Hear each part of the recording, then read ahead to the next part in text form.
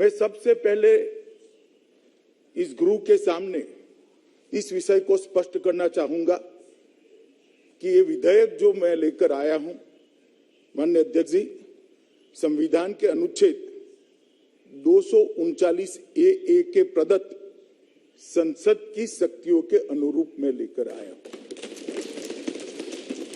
अगर किसी को पढ़ना है तो मैं पढ़ भी सकता हूं, मैं संविधान को भी लेकर आया हूं कि पुनर्स्थापित करते वक्त भी ये मुद्दे उठाए गए थे, उस मुद्दों का जवाब भी दिया गया, मगर फिर से आज ये मुद्दे उठाए गए। अनुच्छेद 239 ए 3B के अनुसार संसद को दिल्ली संघ राज्य क्षेत्र या इसके किसी भी भाग के बारे में उससे संबंधित किसी भी विषय पर, ध्यान से सुनिएगा, किसी भी विषय पर कानून बनाने का अधिकार प्राप्त है। यहां एक अलग प्रकार से बात की जाए, राज्यों के अधिकार, राज्यों के अधिकार, राज्यों के अधिकार। केजरीवाल साहब भी इसकी दुहाई देते हैं, राज्यों के अधिकार, राज्यों के अधिकार। मैं इसलिए एक शब्द पर भार दिया, किसी ने नहीं सुना, दिल्ली संघ राज्य। ऐसा विधेयक मैं महाराष्ट्र में नहीं ला सकता, ऐसा विधेयक मैं गुजरात बंगाल में नहीं ला सकता, ना केंद्र सरकार ला सकती। मगर राज्य और संघ राज्य का अगर अंतर मालूम नहीं है तो मुझे लगता है कि ध्यान से संविधान को पढ़ना चाहिए। अभी जो मैं विधेयक लेकर आई हूं मान्यवर, वो संघ राज्य के संबंधित है और राज्यों के अधिकार, राज्यों के अधिकार धारा 246, ये सारी चीजों का आप उपयोग कर किसको गुमराह करना चाहते हैं? मैं आपको बताना चाहता हूं माननीय अध्यक्ष जी, ये विधेयक हम बिल्कुल संविधान प्रदत्त शक्तियों के अनुरूप लाए हैं और पूर्णतया संवैधानिक विधेयक, क्योंकि दिल्ली संघ राज्य है और संघ राज्य की किसी भी बात पर, दिल्ली संघ राज्य की किसी भी बात पर लेजिस्लेशन लाने का भारत सरकार का अधिकार, और ये अधिकार का उपयोग क्यों किया, इस पर भी सवाल उठाए गए, इस पर भी मैं बाद में जवाब दूंगा। मैं थोड़ा आगे कहता हूं कि एक बात बताई गई, 2011 में ये विधेयक दिल्ली सरकार में पारित किया गया था, संशोधन, और अब आप इसको कैसे अमेंड कर सकते हो या तो कैसे बदल सकते हो। संविधान के अनुच्छेद 239 ए 3C के तहत इस देश की संसद को राष्ट्रीय राजधानी क्षेत्र दिल्ली की विधानसभा द्वारा बनाए गए किसी भी कानून को संशोधित करने का, उसके स्वरूप बदलने का या तो उसको निरस्त करने का अबाधित अधिकार है। और जो लोग हम पर आरोप करें, मैं उनको बताता हूं, ये हमारे समय में नहीं हुआ है। अधीर रंजन भी सुन ले, ये हमारे समय में नहीं हुआ है। ये संविधान के अंदर प्रोविजन ऑलरेडी है। संविधान को मेरे जैसे सादे चश्मों से देखोगे तो दिखाई पड़ता होगा, राजनीतिक चश्मों से देखोगे तो नहीं दिखाई पड़ेगा। चश्मे साफ करने का सवाल है माननीय अध्यक्ष जी, बाकी तो बहुत स्पष्ट लिखा है और सब भाषाओं में है।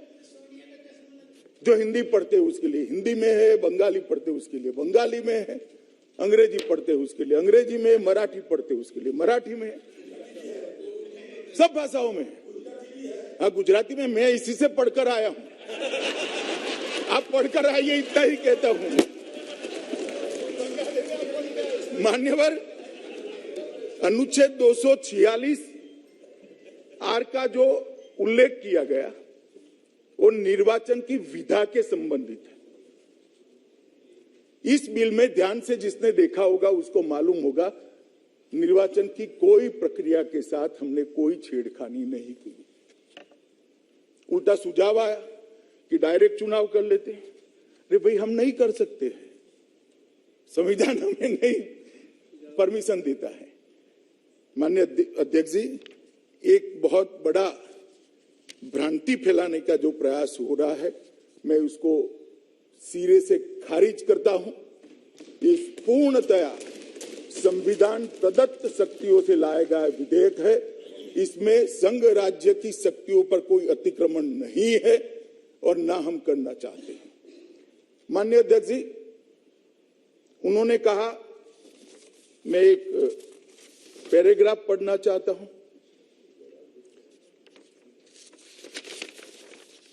कि एक जस्टिफिकेशन था कि भाई राज्य करे।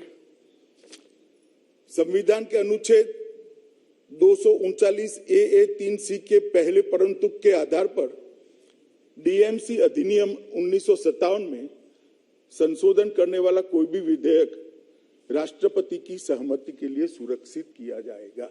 अगर दिल्ली सरकार करती भी है तो उसको राष्ट्रपति की सहमति चाहिए, मतलब कैबिनेट की चाहिए। इसके अलावा संसद के पास केंद्र शासित प्रदेश जेएनसीटीडी के लिए किसी भी मामले अर्थात तीनों सूचियों में कोई भी मामला के संबंध में कानून बनाने का समवर्ती शक्तियां प्रदत्त है।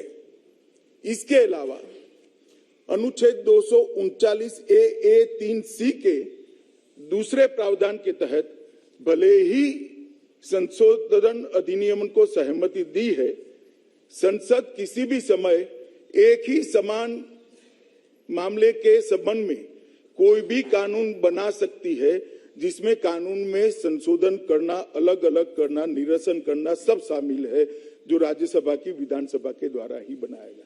मान्यवर, ये मैं एक नोटिंग पढ़ रहा हूं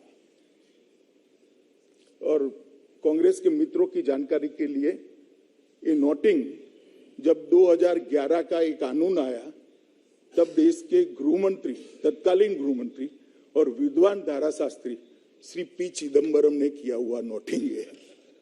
उनका भी इंटरप्रिटेशन यही कहता है। माननीय अध्यक्ष जी, अभी दादा कह रहे थे कि अमित शाह जी सब जगह सरकार बनाना चाहते हैं, इनकी पार्टी सब जगह सरकार बनाना चाहती है। पावर मतलब सरकार बनेंगे तभी तो आएगा, वैसे कैसे आएगा पावर? पावर तो लोकतंत्र में सरकार चुनकर आएगी तभी आएगा। तो मैं गृह में कहना चाहता हूं कि हाँ, हम चाहते हैं हर जगह हमारी सरकार बने, इसीलिए तो चुनाव लड़ते हैं। चुनाव क्यों लड़ना? आप क्यों गोवा में गए भला बताइए? आप क्यों त्रिपुरा जा रहे हैं बताइए भला? आपको भी अधिकार है, मैं ना नहीं बोलता, आप भी जाइए, आप भी जाइए। हर पार्टी ने हर जगह अपनी आइडियोलॉजी, अपना स्टैंड, अपने कार्यक्रम, अपनी सरकारों के परफॉर्मेंस को लेकर जाना चाहिए। यही तो लोकतंत्र की खूबसूरती है। इसमें आपत्ति क्या होती? हर जगह पे कोई पार्टी विचार करे कि हमारे लोग चुनकर आए, हमारे कार्यक्रम के आधार पर, हमारी विचारधारा के आधार पर, हमारे नेता की लोकप्रियता के आधार पर, तो इसमें आपत्ति क्या हो सकती है? लोकतंत्र में आपत्ति उनको हो सकती है जिनको सत्ता छीनने का डर है। लोकतंत्र के पुरोधाओं को नहीं हो सकती। मैं अभी भी कहता हूं दादा, हम चाहते हैं कि हमारे कार्यक्रमों के आधार पर, हमारी विचारधारा के आधार पर, हमारे नेतृत्व की लोकप्रियता के आधार पर और हमारी सरकार के परफॉर्मेंस के आधार पर हम सब जगह चुनाव लड़ना चाहते हैं और जीतना भी चाहते हैं। मगर हम सत्ता विपक्षी कार्यकर्ताओं को मारकर हथियाना नहीं चाहते दादा। सीरीज ऑफ खून कर हथियाना नहीं चाहते। कार्यकर्ताओं की पत्नियों और बहनों पर बलात्कार कर हम नहीं चाहते सत्ता ले। ये हमारी संस्कृति नहीं है दादा। और लोकतंत्र का आती है कांग्रेस पार्टी, टीएमसी, बाकी सारी पार्टियों के नाम देना नहीं चाहता, जो अपनी पार्टी में परिवार के आधार पर पार्टी चलाते हैं, कई सालों तक अध्यक्ष का चुनाव नहीं कर सकते हैं, वो देश के लोग के नाम देना नहीं चाहता, जो अपनी पार्टी में परिवार के आधार पर पार्टी चलाते हैं, कई सालों तक अध्यक्ष का चुनाव नहीं कर सकते हैं, वो देश के लोकतंत्र की चिंता कर। अरे भले अपने कार्यालय में तो चुनाव करा लो भाई, पहले अपनी पार्टी में तो करा लो, देश की बाद में बात करना। माननीय अध्यक्ष जी, एक विषय आया विशेष अधिकारी की नियुक्ति। माननीय अध्यक्ष जी, मैं फिर से कहना चाहता हूं कि विशेष अधिकारी संक्रमण काल के लिए ही नियुक्त होता है, उसके बाद में चुनाव होता है और उसके बाद में चुनी हुई बॉडी आती है। और विशेष अधिकारी का दिल्ली नगर निगम अधिनियम की धारा 490 बी में इसका प्रोविजन पहले से है, जो कांग्रेस के समय में बनाई गई। जब आप उपयोग करोगे तो बहुत लोकतांत्रिक, और जब हम करेंगे तो लोकतंत्र का हनन हो गया। किस तरह से देश चलाना चाहते हो भाई? आत्मचिंतन करोगे क्या? आईने में अपने आप को देखोगे क्या? देखना चाहिए या नहीं देखना चाहिए? 490 बी कौन लेकर आया? हम तो आज उपयोग कर रहे हैं, उस वक्त हमारी सरकार नहीं थी। और मैं आज कहना चाहता हूं माननीय अध्यक्ष जी, फिर से सबसे ज्यादा राज्यों में आज भारतीय जनता पार्टी की सरकार है। दो बार मोदी जी के नेतृत्व में इस देश की जनता ने पूर्ण बहुमत, 2/3 बहुमत भारतीय जनता पार्टी को दिया है। एनडीए के साथी हमारे साथ चट्टान की तरह खड़े। हमें कोई शौक नहीं है सत्ता हथियाने का माननीय अध्यक्ष जी, ना हम चाहते। माननीय अध्यक्ष जी, सुप्रिया जी ने कहा कि चुनाव के एन मौके पर क्यों लेकर आए विधेयक। सुप्रिया जी, ओबीसी का बदलाव, ओबीसी सीटों का प्रोविजन का बदलाव महाराष्ट्र सरकार ने कब किया? महाराष्ट्र सरकार में कितने साल से एडमिनिस्ट्रेटर है? कितने कॉरपोरेशन में एडमिनिस्ट्रेटर है? क्यों चुनाव वहां नहीं होते हैं? और करना चाहते थे तो पहले क्यों नहीं किया? मैं भी पूछ सकता हूं। मगर जब अपने अपने राज्य में होता है, जैसे मेरे साथी सांसद निशिकांत जी ने कहा कि झारखंड में 5 महीने से एडमिनिस्ट्रेटर, 1 साल से एडमिनिस्ट्रेटर, मगर चूंकि वहां कांग्रेस की सरकार है, आप नहीं बोलोगे। तथ्यों को पारदर्शिता के साथ इस सदन पर रखना चाहिए। इस सदन को पूरा देश देखता है। माननीय अध्यक्ष जी, मनीष तिवारी जी जवाब दे रहे थे। मनीष जी, नरसिम्हा राव जी का नाम दिया है, देखना भाई, जरा ध्यान रखना हम आगे क्या होता है। जरा संभल कर बोला करो यार, भावुक होकर इतना मत बोलो। हाईकमांड भाषण सुनता है। नरसिम्हा राव जी का नाम आपने दे दिया और बिट्टू भाई ने भी पंजाब की गलती को स्वीकार कर लिया। चलो अच्छा ही है, देर सबेर स्वीकार कर लिया आपने। दादा ने कहा दिल्ली दंगों को मैंने कहा था कि सबको जेल में डालेंगे। दादा, दिल्ली में भारतीय जनता पार्टी का शासन है, पुलिस भारतीय जनता पार्टी की सरकार के पास है। मैं सदन पर रिकॉर्ड क्लियर करना चाहता हूं, दिल्ली में अब तक 2473 लोगों को अरेस्ट कर लिया गया है, 409 चार्जशीट कर लिए गए और सिर्फ 83 लोगों की बेल हुई। 2 साल हो गए दादा, जेल में ही है, जेल में ही है। ये बंगाल नहीं है, यहाँ भारतीय जनता पार्टी की सरकार है। जो कानून तोड़ेगा उसको सजा। माननीय अध्यक्ष जी, कश्मीर के चुनाव के लिए भी रेफरेंस आया। मेरा भाषण सदन के रिकॉर्ड पर है, कोई भी उठाकर देख सकता है, फिर से सुन सकता है, यूट्यूब पर भी है, आप भी उपलब्ध करा सकते हो। माननीय अध्यक्ष जी, मैंने स्पष्ट कहा था कि पहले पंचायत के चुनाव होंगे, उसके बाद में डिलिमिटेशन होगा, उसके बाद में चुनाव होंगे और उसके बाद में पूर्ण राज्य का स्टेटस हम वापस देंगे। पंचायत के चुनाव हो चुके हैं, कोई हिंसा के बगैर जिला पंचायत के चुनाव समाप्त हो चुके हैं।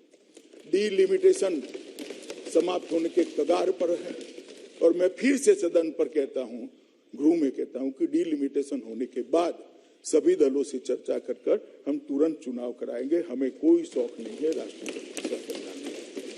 माननीय अध्यक्ष जी, एक रेफरेंस आया कि कैंटोनमेंट बोर्ड भी यहाँ है, एनडीएमसी भी यहाँ है। आपने कहा कि राष्ट्रपति भवन, प्रधानमंत्री निवास, संसद भवन सब एनडीएमसी में आता है। मुझे मालूम नहीं था, वरना मैं थोड़ा डिटेल में बताता। मेरा कहने का उद्देश्य था कि एक माहौल जो बनता है राजधानी का, वो सिर्फ एनडीएमसी से नहीं बनता है, और कैंटोनमेंट बोर्ड हम नहीं मिला सकते हैं। गौरव जी कहते थे अभी है नहीं, परंतु देश भर में कैंटोनमेंट बोर्ड अलग ही है। ये कोई दिल्ली की व्यवस्था नहीं है, देश भर में अलग है, और कुछ कारणों से अलग रहना भी चाहिए। अगर इस पर पुनः विचार होगा और इस पर कानून बदला जाएगा तो यहाँ का भी होगा। हाँ, तो होता ही है, अभी चुनी हुई बॉडी ही है, वहां पर चुनाव हो, इसमें कोई आपत्ति नहीं है। और ढेर सारी कमेटियों के रिपोर्ट को यहाँ पर रखा गया। माननीय अध्यक्ष जी, मैं इतना ही कहता हूँ कि कमेटियों को रिपोर्ट जब जब भी आए, हर सरकार ने इस पर चर्चा करी, इसकी फाइलें भी उपलब्ध है, और चर्चा के बाद ये सारे प्रश्न जो अभी उपस्थित हुए थे, ये प्रश्नों को नजर में रखते हुए ही निर्णय नहीं लिए गए, क्योंकि कमेटी की रिपोर्ट सिर्फ 3 निगम बनाना नहीं था, इसके साथ ढेर सारी चीजें थी। रेवेन्यू शेयरिंग का पावर, रेवेन्यू शेयरिंग की फॉर्मूला थी, कुछ एक्स्ट्रा अधिकार देने की बात थी। ये सारी बातों पर एक साथ अगर कोई एक पैकेज होता है तो ये 3 निगम मैं भी मानता हूं आज भी वायबल हो सकते हैं। जैसे एक रिपोर्ट में है, पहले सेल टैक्स था, जीएसटी शेयरिंग की बात है। अब एक करे बगैर हम कैसे निगम चल रहा है? नहीं चल सकता। और देख लिया कर 10 साल तक देखा है। और जिन लोगों ने कहा कि भाई पहले क्यों डिलिमिटेशन नहीं करा, काफी सांसदों ने, 3 सांसदों ने कहा, मैं इनको बताता हूं कि एकीकरण करने के पहले डिलिमिटेशन हो ही नहीं सकता। नया यूनिट बनता है, उसके बाद में सीटों का बंटवारा होता है, वार्डों का बंटवारा होता है। डिलिमिटेशन करेंगे तो किस अधिकार के तहत करेंगे? क्योंकि निगम तो 3 अलग है। जब तीनों निगम एक होंगे, एक निगम होगा, उसके बाद ही डिलिमिटेशन हो सकता। और इतनी सारी चीज पर इतनी शंका करने की जरूरत क्या है भाई? देश के बहुत बड़े हिस्से पर भारतीय जनता पार्टी का शासन है, बहुत बड़े हिस्से पर है। और ये दिल्ली की 2 करोड़ की आबादी के म्युनिसिपल कॉर्पोरेशन, वहां पर भी हमारे निगम जाएंगे, आप पार्टी के नहीं जाएंगे। हमारे निगम की जब तिथि समाप्त हो जाएगी तब हमारे निगम चले जाएंगे, हमारे काउंसिलर घर पर बैठेंगे और एडमिनिस्ट्रेटर आएगा, स्पेशल ऑफिसर आएगा। सीटों का सवाल उठाया गया। दादा कहते थे कि सीटें 250 बहुत ज्यादा है। दादा, मैं तो 272 से 250 कर रहा हूं, 250 बढ़ाई नहीं है, जो ज्यादा थी नहीं, मगर ज्यादा थी इसको कम कराए। पहले समझिए, कम कर रहा हूं, आप समझे ही नहीं हो बिल्कुल। मुंबई के अंदर वार्डों की संख्या 227 है। अब 2 करोड़ की आबादी वहां है, यहां पर आबादी इतनी है, हमने 250 करी है। क्या ज्यादा कर लिया? थोड़ी आबादी मुंबई से ज्यादा ही है, और आपके यहां भी 227 वार्ड है। तो सीटों की संख्या पर भी शंका करना। कहते हैं कि सीट का आंकड़ा कहां से लाए? चलो भाई, मैं मान लेता हूं कहां से लाए, मैं बताता हूं कहां से लाया। मगर 2011 में 272 कहां से लाए? ज्योतिषी को पूछकर लाए थे क्या? वो ऐसे ही एक्ट में आया था।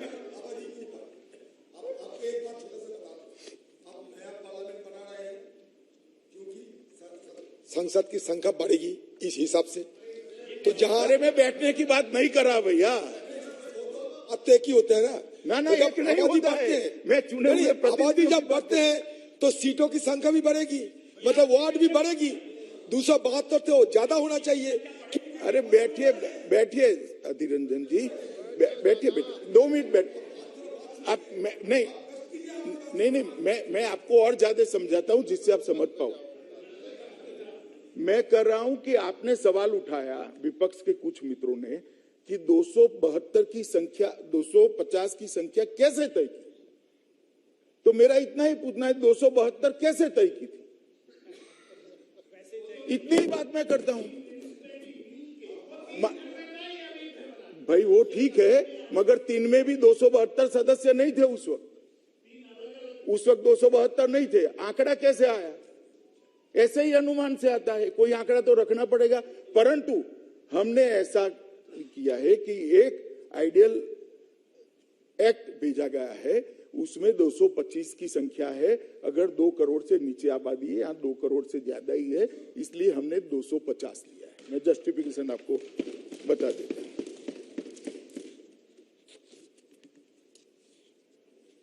गौरव गोगोई जी ने कहा कि दिल्ली में कितनी दुर्दशा है, ये है वो है, और स्पेशली उन्होंने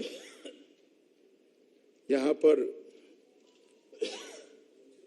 कोरोना का जिक्र किया कि दिल्ली में कोरोना था तब क्या हुआ, ये हुआ वो हुआ। मुझे मालूम नहीं है गोगोई साहब कहाँ रहते थे उस वक्त, यहाँ थे या आसाम में थे, अपने क्षेत्र में थे या दिल्ली में रहते थे, उनको मालूम नहीं है।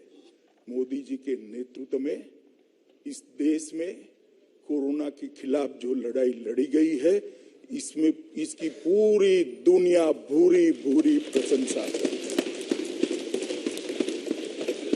130 करोड़ की आबादी को टीका लगाना, सबको अपने मोबाइल पर इसका सर्टिफिकेट मिल जाना, 2 टीका लगने के बाद कंप्लीट वैक्सीनेशन का सर्टिफिकेट मिल जाना, 9 दिन के अंदर ऑक्सीजन के उत्पादन को 12 गुना बढ़ाना, दुनिया भर से क्रायोजेनिक टैंकर लाकर उसको हवाई जहाज और स्पेशल ट्रेन से हर देश के कोने में भेजना और लाखों लोगों की जान बचाना।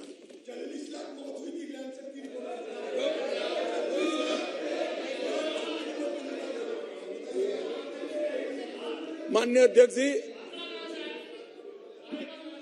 मैं कुछ बोलना नहीं चाहता। मैं अधीर रंजन जी को इतना ही कहना चाहता हूं कि आपकी सरकारों ने भी, मैं ही वीडियो कॉन्फ्रेंस कंडक्ट करता था, हर मुख्यमंत्री जी ने मोदी जी का धन्यवाद किया है, हर मुख्यमंत्री इरिस्पेक्टिव ऑफ पार्टी, और मोदी जी ने भी हर मुख्यमंत्री का धन्यवाद किया है।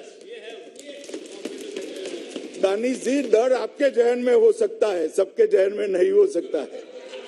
सब कुछ डर कर नहीं होता है, म्यूचुअल अंडरस्टैंडिंग भी होती है, और प्रयासों को, विरोधियों के प्रयासों को, राजनीतिक विरोधियों के प्रयासों को भी सराहने की स्पिरिट भी होती है। और इस स्पिरिट के तहत मुख्यमंत्री जी ने भी, प्रधानमंत्री जी ने भी सभी मुख्यमंत्री को धन्यवाद किया है कि आपने बहुत अच्छा काम किया, और एक बहुत अच्छे माहौल में। और ये कह रहे थे कि आप पार्टी को, गौरव भाई कह रहे थे आप पार्टी को काम नहीं करने दिया। गौरव भाई, आपको मालूम नहीं है, मुख्यमंत्री ने मेरे साथ आने के लिए मना कर दिया था। मैं गया था लोकनायक जयप्रकाश अस्पताल के अंदर, लाशों के ढेर लगे थे, उन्होंने मुख्यमंत्री सब, आप पार्टी को नहीं करने दिया बोले है। भाई, मैं लिखता हूं ना,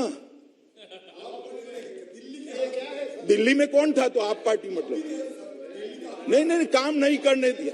आप बैठिए, अब हो गया। अरे अधीर रंजन जी, रजिस्टर हो गया, बैठिए। लाशों के ढेर लगे थे, अंतिम संस्कार नहीं होते थे, वैक्सीनेशन का फॉर्मूला नहीं था, अस्पतालों के रेट तय नहीं किए गए थे। ये सारा मोदी जी के नेतृत्व में भारत सरकार ने किया, क्योंकि हम मुक्त दर्शक बनकर नहीं बैठ सकते, और हमने कहीं पर नहीं किया। जिक्र निकाल दिया तो मुझे बोलना पड़ा, क्योंकि गुरु का जो रिकॉर्ड है वो सालों सालों तक रहता है, अजरा अमर होता है, आने वाली पीढ़ियां इसको पढ़ती है। इसलिए मुझे बोला, इतने सारे भाषणों में, चुनावी भाषणों में, कोई प्रेस इंटरव्यू में मैंने आज तक कभी नहीं कहा, मगर यहां पर इसलिए मुझे बोलना पड़ता है कि इसका एक रिकॉर्ड बनता है। माननीय अध्यक्ष जी, हमें कहा गया कि चुनाव से डरकर हमने ये बिल लेकर आए। भाई, हम तो डरे नहीं है चुनाव से। सुनिए, अधीर रंजन भी बोले। नहीं, मैं आपको कह ही नहीं रहा हूं, कहा गया है ऐसा कर कर बुलाओ। चुनाव से डरने का स्वभाव हमारा नहीं है। चुनाव में हार जीत होती रहती है, तो इसी का निरीक्षण कर रहा हूं। सुनिए ना, मगर मैं चुनाव से डरकर कैसे काम होता है वो बताता हूं। इंदिरा जी का चुनाव इलाहाबाद हाई कोर्ट ने निरस्त कर दिया। उसके बाद रातों रात जिस प्रधानमंत्री को इस सदन में वोट देने का अधिकार नहीं था, वो प्रधानमंत्री ने देश भर के सारे लोकतांत्रिक अधिकार छीनकर इमरजेंसी डाली। इसको डर कहते हैं, इसको डर कहते हैं। लोकसभा की मियाद 1 साल बढ़ा दी, इसको डर कहते हैं। और सुनिए अभी सुनिए ना, सुनिए।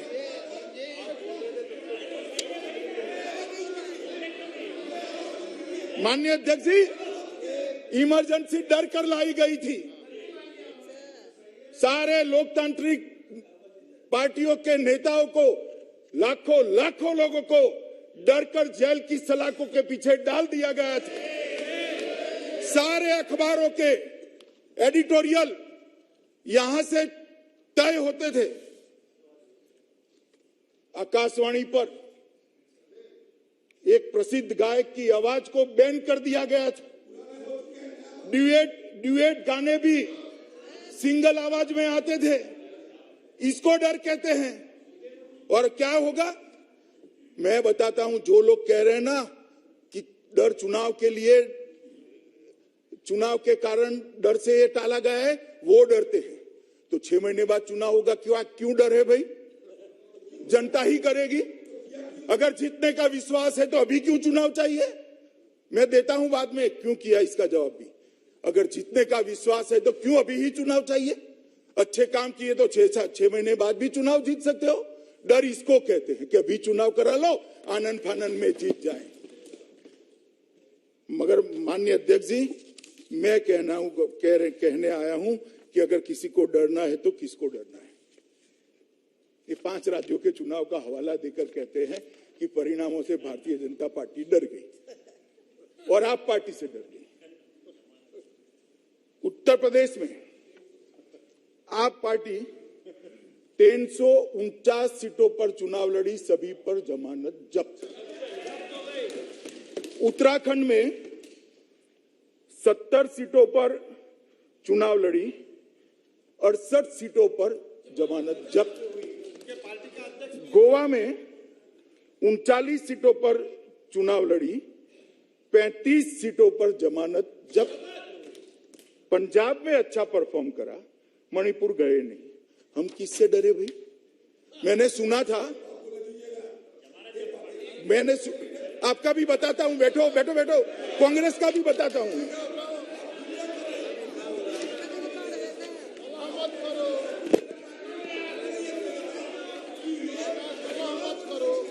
माननीय अध्यक्ष जी,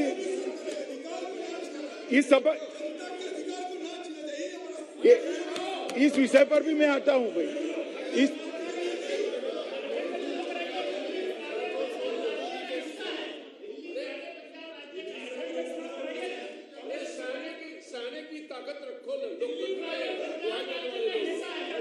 अरे दिल्ली मेरठ का भी हिस्सा है, मेरठ की डिवीजन में आता था दिल्ली।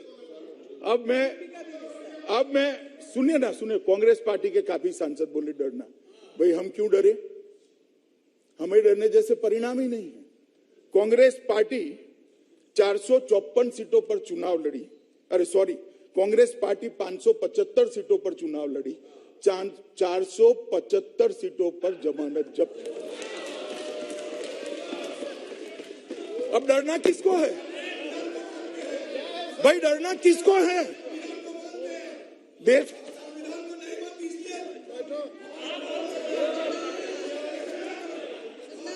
माननीय अध्यक्ष जी, भारतीय जनता पार्टी के कोई कार्यकर्ता को डरने की जरूरत नहीं है। हमने हमने 4 राज्यों में सरकार बनाई है और हमें पूरा भरोसा है कि मोदी जी के नेतृत्व में जहां पर भी चुनाव आएगा हम निश्चित जीत कर आएंगे। हमें कोई डरने की जरूरत नहीं। और भाई मैं आपको बताना चाहता हूं, हम तो जब 2 थे तब भी नहीं डरते थे, अब तो 302 है। और यहां से उस वक्त तंज कसे जाते थे, जाते थे। मैं नाम नहीं बोलूंगा नेता का, वरना पॉइंट ऑफ ऑर्डर उठाएंगे, मगर तंज कसे जाते थे। हम 2 हमारे 2, उस पार्टी का आज विपक्ष के नेता का स्टेटस भी नहीं बचा। हम नहीं डरते। चुनाव से डरना क्या, हार जीत होती रहती है। जनता का फैसला है, हमने स्पिरिट है। मैंने यही कहा। आप ट्रांसलेशन मिस्टर सुरेश, मैंने ये ट्रांसलेशन मोड पर रखिए, आप ट्रांसलेशन मोड पर रखिए। मैंने यही कहा है कि हम 2 थे तब भी नहीं डरते थे, आज 302 है, क्यों डरे। ना अहंकार की बात है, ना गमी का विषय है। जनता का फैसला लोकतंत्र में सबको स्वीकारना चाहिए और ये स्पिरिट भी, इसमें डर का कोई सवाल नहीं। माननीय अध्यक्ष जी, मैं अब बिल क्यों लेकर आया इसका सवाल बार बार पूछा गया, मैं इसके बारे में बताना चाहता हूं। माननीय अध्यक्ष जी, ये 3 निगम एक निगम को 3 निगम में बांटने के बाद बहुत अच्छे स्पिरिट से शायद किया गया होगा। उस वक्त दोनों सरकारें एक ही पार्टी की थी, मगर उसके बाद यहां शासन बदला। 5वें दिल्ली के वित्त आयोग ने 3 नगर निगमों को 5वें वित्त आयोग ने 40,561 करोड़ रुपया, दादा सुनिए काम में, 40,561 करोड़ रुपया 5वें वित्त आयोग में, दिल्ली के वित्त आयोग ने देने के लिए अनुशंसा की थी। दिल्ली सरकार ने 7,000 करोड़ से कम दिया। मैं फिर से रिपीट करता हूं, 40,561 करोड़ रुपया वित्त आयोग की सिफारिश थी कि तीनों नगर निगमों को आबादी के प्रोरेटा में दिया जाए, सिविक सर्विस अपग्रेडेशन के लिए। स्टेट में दिल्ली के वित्त आयोग की बात करें, उसमें से 7,000 करोड़ से कम दिया। अब कहते हैं कि निगम नहीं चलते, हमारे सांसदों ने बताया, फिर भी निगम ने उनसे ज्यादा अच्छा काम किया है। अस्पताल भी ज्यादा बनाए, स्कूल भी ज्यादा बनाए, मगर ये घाटा कैसे भरा जाए। और मैं यह बात बताना चाहता हूं कि निगम इतने बनने के बाद आज जो घाटा है वो 11,000 करोड़ का है, और 32,000 करोड़ नहीं दिया गया। अगर ये 32,000 करोड़ देते तो 11,000 करोड़ का घाटा भी न होता और 20,000 करोड़ सरप्लस होता, लोगों के काम होते।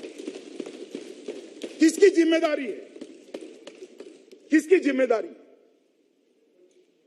इसके बारे में कोई नहीं बोलेगा। इसीलिए मैं कहता हूं, राजनीतिक से ऊपर उठकर इसको सोचना चाहिए, विचारना चाहिए। 40,000 करोड़ के सामने 7,000 करोड़ से कम दिया, 33,000 करोड़ कम दिया, फिर भी नगर निगम के तीनों मेयरों को मैं शाबाशी देना चाहता हूं कि सिर्फ 11,000 करोड़ रुपए का घाटा है। अगर पूरा दे देते तो 33,000 करोड़ में से 11,000 करोड़ निकाल दे, 22,000 करोड़ रुपया दिल्ली की जनता की सुखाकारी के लिए हमें और। इसके बाद भी माननीय अध्यक्ष, इसके डिटेल में जाने जैसा है। 5वें वित्त आयोग की सिफारिश की बात छोड़िए, इसके बाद राजधानी क्षेत्र दिल्ली सरकार ने महत्वपूर्ण अनुशंसाएं जो नगर निगम ने कर भेजी, ऋण माफी, शिक्षा क्षेत्र व्यय की पूर्ण प्रतिपूर्ति, स्वच्छता पर व्यय के लिए वित्त पोषण, जो दादा कह रहे थे सीवरेज का, बकाया ऋणों पर ब्याज दर को दिल्ली सरकार कम करे, एक भी सिफारिश नहीं मानी, एक पैसा ज्यादा नहीं दिया। धन की कमी से वजह से निगमों ने अपने राजस्व को ठीक करने के लिए कई दरखास्तें भेजी दिल्ली सरकार को, परंतु इसको या तो अस्वीकार कर दिया गया या तो लंबित कर दिया गया। आज तक एक का भी जवाब नहीं दिया है। उसमें से कुछ मैं कहना चाहता हूं यहां पर, जैसे व्यवसायिक कर के संबंध में वर्ष 2020 में, मार्च 2020 में एक दरखास्त भेजी। आज हम मार्च 2022 में, मालूम नहीं कहां है, पंजाब से शायद आ गए, अब करे तो करे। इस प्रकार से एक बार की पार्किंग प्रभारों को बढ़ाने के लिए हमने दरखास्त भेजी, कोई जवाब नहीं, रिजेक्ट कर दिया। एसडीएमसी के स्थानांतरण शुल्क के संशोधन के लिए भी प्रस्ताव भेजा, आज तक लंबित है। विभिन्न परियोजनाओं के कार्यान्वयन के लिए बॉन्ड लेने के लिए, जिसकी आरबीआई की परमिशन थी, वित्तीय समावेशन के हिसाब से परमिटेड मात्रा में ऋण करने की परमिशन थी। बॉन्ड लेने के लिए हमने दिल्ली सरकार का परमिशन मांगा, बॉन्ड लेने के लिए परमिशन हमारा नगर निगमों का रिजेक्ट कर दिया गया। और अनुमोदित बजट जो होता है राज्य सरकार का, उसमें भी कटौती कर दी। अब मैं ये कहना चाहता हूं कि नगर निगम कैसे चलेंगे माननीय अध्यक्ष, किस प्रकार से चलेंगे? क्या चाहते हैं कि दिल्ली की जनता त्राहिमाम हो जाए और भारतीय जनता पार्टी के खिलाफ हो जाए? जो ऐसा सोचते हैं उनको मैं कहना चाहता हूं, सत्य को कभी कोई ढक कर नहीं रख सकता। हजारों सूर्य की तरह दीप्यमान होकर बाहर आता है। झूठ लंबा नहीं चलता, झूठ के पैर नहीं होते, टिक नहीं पाएगा झूठ। हमारी आज चर्चा हुई, हमारे सांसदों ने जो कहा है, जो मैं कह रहा हूं, क्या दिल्ली के वासी नहीं सुनते होंगे, हिसाब नहीं मांगेंगे? और मैं समझ सकता हूं कि दिल्ली सरकार के पास कमी हो सकती है, 30,000 करोड़ की कमी, तो फिर एडवर्टाइज के पैसे कहां से आते हैं? इतनी सारी नियुक्ता अपने कार्यकर्ताओं की असंवैधानिक तरीके से कहां से होती? अगर राजनीति ही करनी है तो देश के फेडरल स्ट्रक्चर को हम नहीं तोड़ रहे हैं, जो तोड़ रहे हैं वो आपके साथ बैठे हैं, हम नहीं तोड़ रहे हैं। क्या किस फेडरल स्ट्रक्चर की डेफिनेशन इसको जस्टिफाई करेगी कि आप नगर निगम का आर्थिक रूप से गला ही घोंट दोगे? इस तरह से कोई सहन नहीं कर सकता। मैं इतना ही कहना चाहता हूं, डेफिसिट इसलिए है कि हमें संसाधन बढ़ाने से भी रोका गया, हमारे अधिकार के संसाधन दिए भी नहीं गए। और मान्यवर दादा ने कहा कि सब अच्छा चल रहा है तो फिर क्यों इकट्ठा कर रहे हो? दादा और अच्छा करने के लिए कर रहे हैं। अच्छा करने का संतोष नहीं होना चाहिए, अच्छा ही चल रहा है। हमारे सांसदों ने जो कहा है, एक एक चीज रिकॉर्ड पर, परंतु इससे भी अच्छा हो सकता है, इसलिए हम करना चाहते हैं। माननीय अध्यक्ष जी, एकीकृत नगर निगम करने से 3 मेयरों की जगह 1 मेयर होगा, 75 समितियों की जगह 25 समितियां होगी, 3 म्युनिसिपल कमिश्नर की जगह 1 म्युनिसिपल कमिश्नर होगा, 3 मुख्यालय की जगह 1 मुख्यालय होगा। निर्णयों में समानता रहेगी, एकरूपता रहेगी।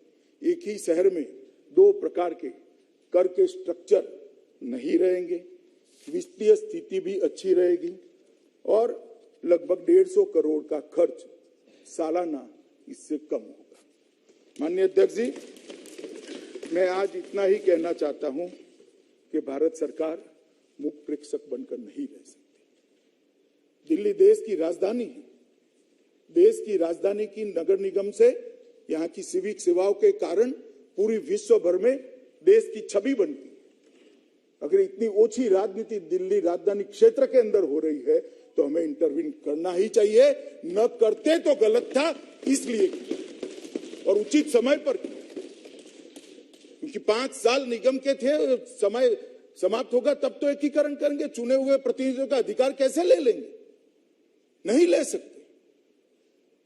और सवाल उठाया जा रहा है परिणामों के बाद, पहले इसलिए नहीं किया था भाई, 3 महीना पहले के कहते कि चुनाव को प्रभावित करने के लिए किया, आप पार्टी को दबाने के लिए किया।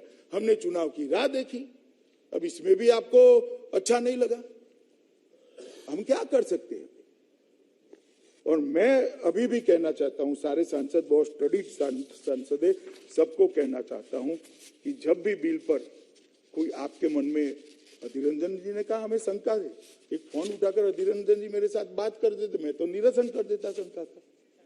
इतने बड़े फ्लोर में आप ऐसा क्यों बोले? भी मुझे भी फोन कर लेते।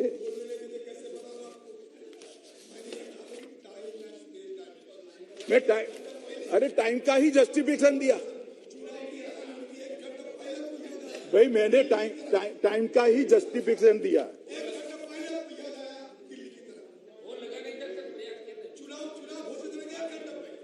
अरे भाई, ये वो प्रेस कॉन्फ्रेंस ही ये घोषणा करने की थी, आप उसको चुनाव की समझ बैठे। ये वो प्रेस कॉन्फ्रेंस ही ये घोषणा करने की थी।